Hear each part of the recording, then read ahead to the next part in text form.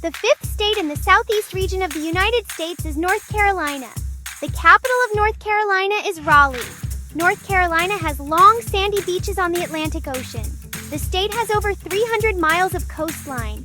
Many families go there in summer to swim, look for seashells, and fly kites on the beach. One popular place is the Outer Banks, a group of barrier islands where wild horses sometimes walk along the sand.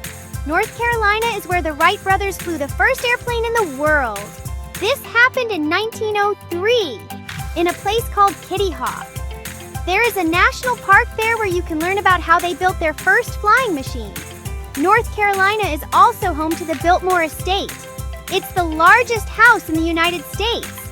It looks like a castle with more than 250 rooms.